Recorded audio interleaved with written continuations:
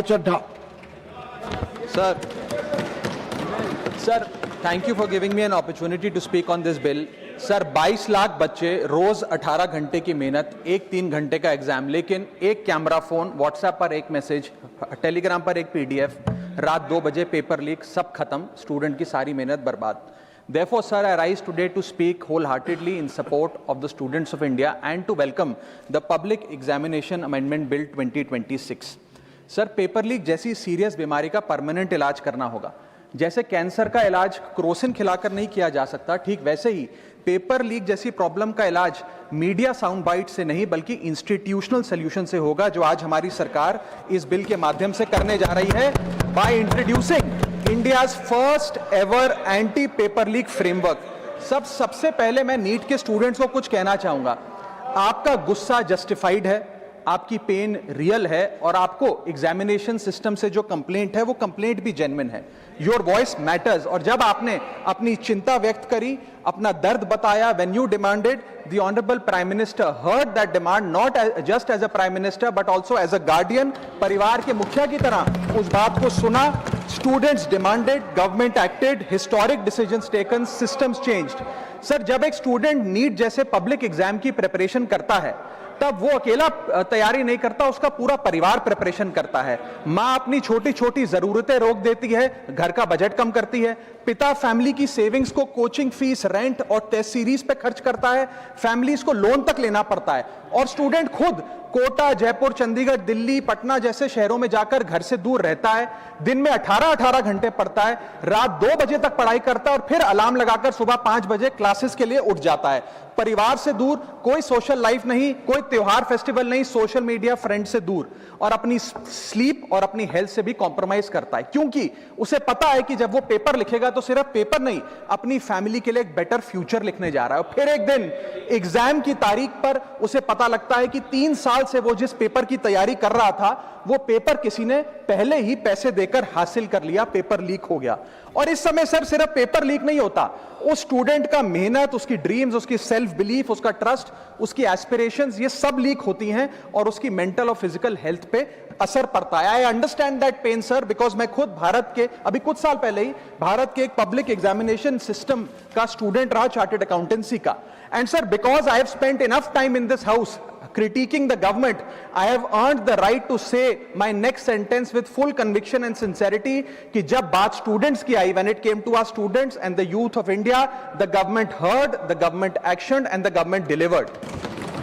Students का feedback लिया, students की डिमांड्स को ऑनर किया और ये डेमोन्स्ट्रेट किया कि सरकार स्टूडेंट्स के साथ खड़ी है. जिस उम्मीद के साथ स्टूडेंट्स ने अपनी मांग प्राइम मिनिस्टर साहब के सामने रखी, उस चिंता को, उस दर्द को समझते हुए तमाम एक्शन लिए गए, तमाम स्टेप्स लिए गए, जैसे कि शॉर्ट टर्म और long term steps. Number 1, paper leak के बाद इमीडिएटली री एग्जाम कराया गया ताकि साल बर्बाद ना हो. जांच सीबीआई को सौंपी, एसआईटी का गठन हुआ, स्पेशल इन्वेस्टिगेशन टीम, जिसने 13 लोग मेन किंगपिन समेत गिरफ्तार किए. मात्र 75 दिन में, आज से 2 दिन पहले जब 75 दिन पूरे हुए जांच के, चार्जशीट भी फास्ट ट्रैक कोर्ट में दर्ज करा दी गई, जांच को महीनों सालों लटकाया नहीं.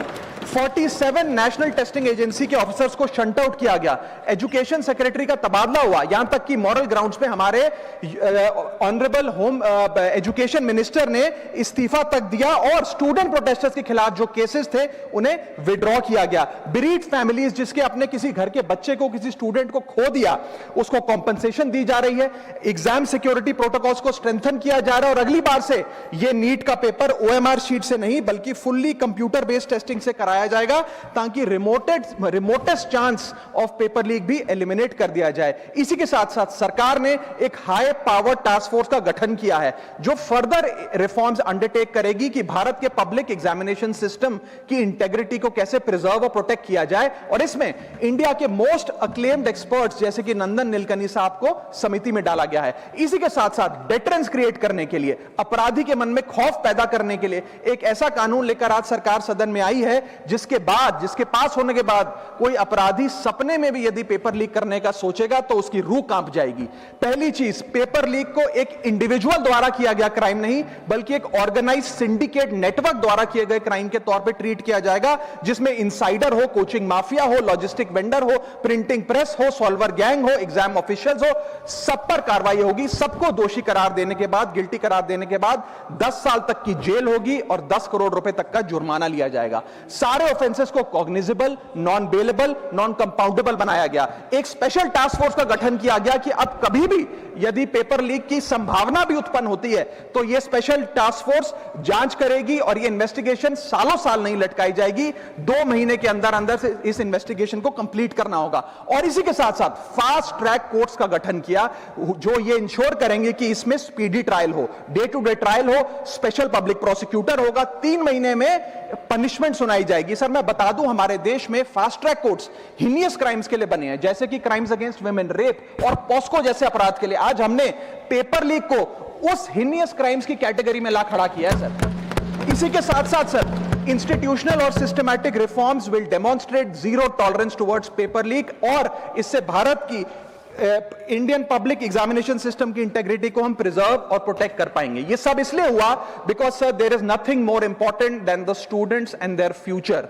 Sir their voices mattered, their voices were heard and systematic and systemic changes have been brought in. उनकी आवाज को, स्टूडेंट्स की आवाज को कोई पॉलिटिकल चैलेंज नहीं, बल्कि एक परिवार की भीतर की चिंता की तरह समझकर, जैसे घर के बच्चे घर के बड़े से अपनी चिंता व्यक्त करते हैं, दर्द व्यक्त करते हैं, डिमांड्स रखते हैं, ठीक वैसे ही सरकार ने ये तमाम फीडबैक लेते हुए एक्शन लिया। Sir Benjamin Franklin, American philosopher, statesman, diplomat रहे, उन्होंने कहा था well done is better than well said. सालों तक इस देश में पेपर लीक होता आया, लेकिन सिर्फ डिस्कशन और सिर्फ साउंड बाइट हुई। आज एक्शन हो रहा है, सिस्टमैटिक रिफॉर्म्स आ रहे हैं और भारत का पहला एंटी पेपर लीक फ्रेमवर्क बनके तैयार है और आपके सामने है। सर इसी के साथ साथ पेपर लीक किसी एक पार्टी का, किसी एक सरकार का ऑफिसर या मिनिस्ट्री की देन नहीं है, और ये कोई 2026 का फिनोमेना भी नहीं है। सर मैं बता दूं कि सर जब बात अकाउंटेबिलिटी की हो, मोरालिटी की हो, जवाबदेही की हो, तो इसलिए इससे जब बात अकाउंटेबिलिटी की हो, मोरालिटी की हो, जवाबदेही की हो, तो सर ये इससे तय नहीं होना चाहिए कि पेपर लीक कौन से राज्य में हुआ, कौन सी मिनिस्टर के अंडर हुआ, कौन सी पार्टी में हुआ, क्योंकि ये एक पैन इंडिया ऑर्गेनाइज्ड क्राइम है, क्रॉनिक डिजीज है। मैं ये बात इसलिए कह रहा हूं क्योंकि 19 जुलाई 2026 को, आज से मात्र 10 दिन पहले, पंजाब के अंदर एक फार्मेसी ऑफिसर रिक्रूटमेंट का एग्जाम हुआ। उसमें मैसिव इरेगुलरिटीज देखी गई, ब्लूटूथ डिवाइसेस के माध्यम से लाइव चीटिंग चल रही थी, और चीटिंग सिंडिकेट वो चीटिंग फैसिलिटेट कराने के लिए 13 लाख रुपए का रेट चार्ज कर रहा था। यही नहीं सर, आम आदमी पार्टी की सरकार जब पंजाब में बनी तब से अभी तक नायब तहसीलदार के एग्जाम में इरेगुलरिटीज देखी गई और लार्ज स्केल चीटिंग हुई। पंजाब स्टेट एजुकेशन बोर्ड में 12वीं क्लास का इंग्लिश का पेपर लीक हुआ, पीएसटीईटी स्कूल टीचर रिक्रूटमेंट का एग्जाम का पेपर लीक हुआ, पीएसएसबी के ग्रुप ऑफिसर के रिक्रूटमेंट का एग्जाम लीक हुआ, एग्रीकल्चरल डेवलपमेंट ऑफिसर के रिक्रूटमेंट का एग्जाम लीक हुआ, और एक्साइज और टैक्सेशन इंस्पेक्टर की रिक्रूटमेंट की मेरिट की लिस्ट जब आई तो उसमें फर्जी नाम डाल के जारी कर दिया गया। सर मैं आ रहा हूं, अब मैं कांग्रेस पे आ रहा हूं। आप कांग्रेस का सुनिए सर, ये मेरा समय खराब कर रहे हैं। आप बोले ना, बोले सर जब सर कांग्रेस की कर्नाटक में सरकार है, इसी साल जनवरी 2026 में एसएसएलसी का पेपर हुआ। इसी साल कर्नाटक में कांग्रेस की सरकार के अंडर एसएसएलसी का पेपर हुआ, पेपर लीक हुआ, और वो पेपर ऑनलाइन 200 रुपए में स्टूडेंट्स को बेचा जा रहा था। हिमाचल प्रदेश में HP state selection commission recruitment exam का पेपर कांग्रेस के कार्यकाल में लीक हुआ। अब आप सुनिए सबसे चौंका देने वाली घटना, सर सबसे शॉकिंग और सैड बात यह है कि 2016 में कर्नाटक में जब कांग्रेस की सरकार थी तब वहां पे 12वीं कक्षा का प्री यूनिवर्सिटी कॉलेज का 12th का केमिस्ट्री का पेपर लीक हुआ। ये क्लासरूम का पेपर नहीं था सर, ये स्टेट बोर्ड एग्जाम था। ये स्टेट का एग्जाम जब पेपर लीक हुआ, बच्चे एग्जाम देकर घर आ गए, पता लगा पेपर लीक हो गया, पेपर कैंसिल कर दिया। 20 दिन बाद री एग्जाम कराया गया, री एग्जाम का पेपर भी लीक हो गया, और उसके बाद रात को 3:30 बजे वो पेपर व्हाट्सएप पे घूम रहा था, री एग्जाम को भी कैंसिल करना पड़ा। इसके बाद जब जांच हुई, स्टेट सीआईडी ने जांच करी तो 3 लोगों को अरेस्ट किया, जिसमें कर्नाटक सरकार के मेडिकल एजुकेशन मिनिस्टर डॉक्टर शरण पाटिल का पीए खुद शामिल था।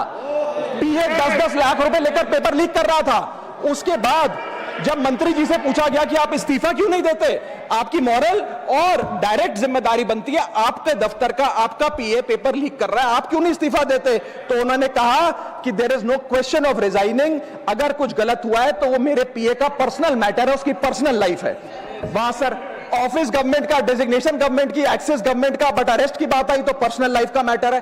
और आयरनी देखिए, आज 2026 में कर्नाटक में फिर कांग्रेस की सरकार है और डॉक्टर शरण पाटिल फिर मंत्री हैं और उसी विभाग के मंत्री हैं, मेडिकल एजुकेशन विभाग के मंत्री।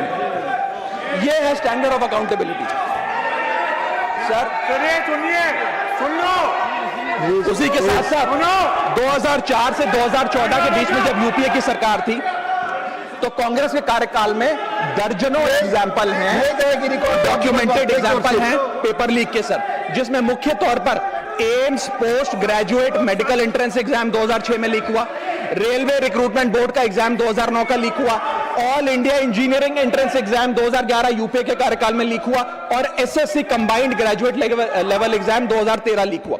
सर इस पीरियड में उस समय की यूपीए सरकार ने क्या किया? कोई अकाउंटेबिलिटी एस्टैब्लिश करी, कोई एग्जाम सिक्योरिटी आर्किटेक्चर को ओवरऑल करने के लिए कोई कानून लाए, कोई dedicated anti paper leak law लाए? कुछ नहीं लाए। सर मैं एक बात कहना चाहता हूं, सर पॉलिटिकल मेमोरी सिलेक्टिव हो सकती है, पब्लिक रिकॉर्ड सिलेक्टिव नहीं हो सकता। अगर नेशनल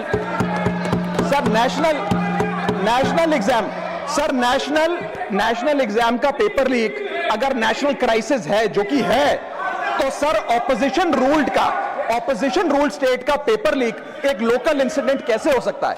सर स्टूडेंट में तो फर्क नहीं होता। अगर नीट के स्टूडेंट्स का पेन जेन्युइन है, जो कि जेन्युइन है, तो सर पंजाब के फार्मेसी एग्जाम के स्टूडेंट्स का और कर्नाटक के एसएलसी एग्जाम के स्टूडेंट्स का पेन भी जेन्युइन है। स्टूडेंट का पेन पार्टी देखकर चेंज नहीं होता और ठीक उसी तरह रिफॉर्म और अकाउंटेबिलिटी भी पार्टी देखकर चेंज नहीं हो सकती। अब मैं स्टूडेंट्स के बारे में कुछ कहना चाहता हूं। सर देयर वॉइस मैटर्स, उनकी मांगे जायज हैं। सर स्टूडेंट्स द्वारा प्रोटेस्ट करना, सवाल पूछना, डिमांड रेस करना, कोर्ट जाना, पीसफुल मार्च निकालना, ये सब उनका संवैधानिक अधिकार है और ये करना भी चाहिए। लेकिन सर स्टूडेंट का प्रोटेस्ट स्टूडेंट का रहे, किसी पॉलिटिकल पार्टी की रैली ना बन जाए, वे अपना माइक किसी को आउटसोर्स ना करे, क्योंकि सर स्टूडेंट की लड़ाई तो एग्जाम सिस्टम को सिक्योर बनाने की है, नेताओं की लड़ाई अपनी सोशल मीडिया रीच बढ़ाने की है। सर जब पॉलिटिकल लीडर्स प्रोटेस्ट के टाइम पर बैरिकेड के आगे स्टूडेंट को भेज खुद कैमरे की सेफ साइड पे रहें, तो उनसे पूछिए कि रिस्क मेरा और रील तुम्हारी, ये पार्टनरशिप कैसी? सर स्टूडेंट का मूवमेंट स्टूडेंट के फ्यूचर के लिए है, किसी फ्लॉप पॉलिटिकल पार्टी के कमबैक के लिए नहीं है सर। और जो